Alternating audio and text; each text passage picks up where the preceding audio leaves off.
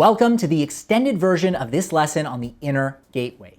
We just covered what the inner gateway is, how it contains a great internal change and a recommitment to the goal, and how it marks the ultimate shift from negative to positive.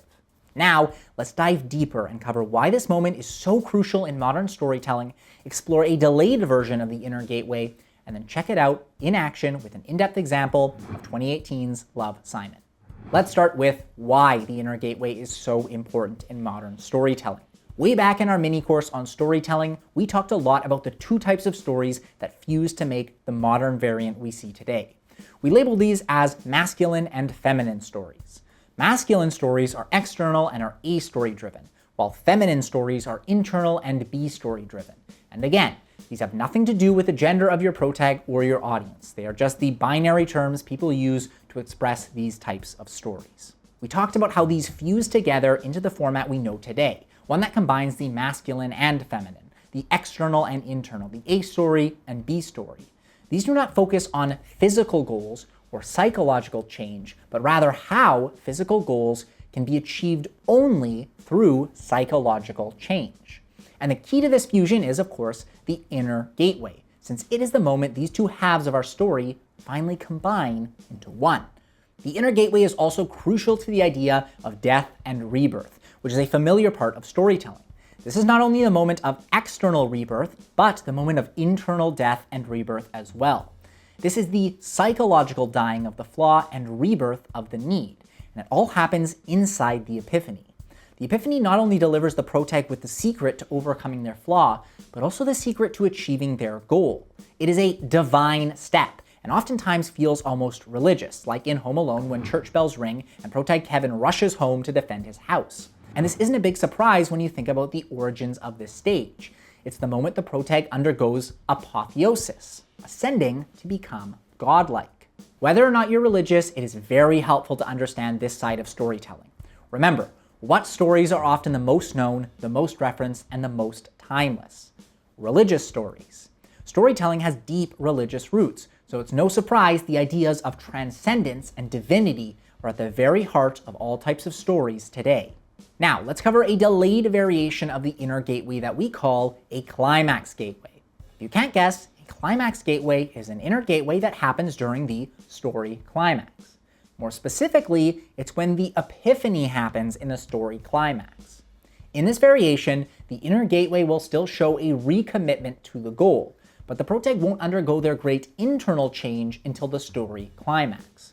Often, they still hear a speech in rock bottom, but the lesson doesn't click until the story climax. You can see an example of this in Tootsie.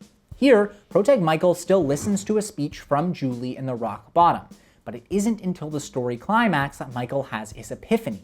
Usually there is a very clear moment to showcase this realization. Here, it's when Michael looks at Julie and pauses. We can see it in his eyes. He cannot live with his flaw any longer. He embraces his need in this moment and comes clean, revealing his true identity on live TV. And since this all happens in the story climax, it's clear that this is a climax gateway. Now, let's see the inner gateway in action with our in-depth example. Love, Simon is a 2018 romantic dramedy that follows Simon, a closeted gay high schooler, as he has an anonymous digital relationship with a classmate. Love, Simon has a strong theme and goal, so it makes sense that it would have an incredible inner gateway, since this is the moment the two come together.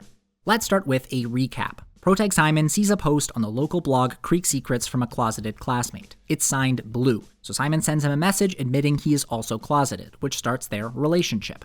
However, Antag Martin finds these messages and blackmails Simon with them, eventually releasing them to everyone in a downhill fall. This leads to Blue blocking Simon during the moment of peril. Now alone, Simon spends his rock bottom coming out to his parents. We know the theme is all about self-acceptance, which is arguably Simon's need. Until he accepts his sexuality, how can he expect anyone else to? We also know the goal is to find Blue's identity and/or to be in a successful relationship with Blue.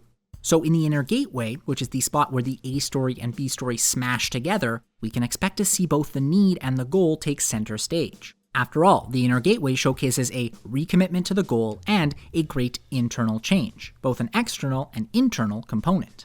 Simon decides to post on Creek Secrets, coming out of the closet and asking Blue to meet him at the Ferris wheel. And this moment is powerful because it is both external and internal, and perfectly fuses the A story and B story.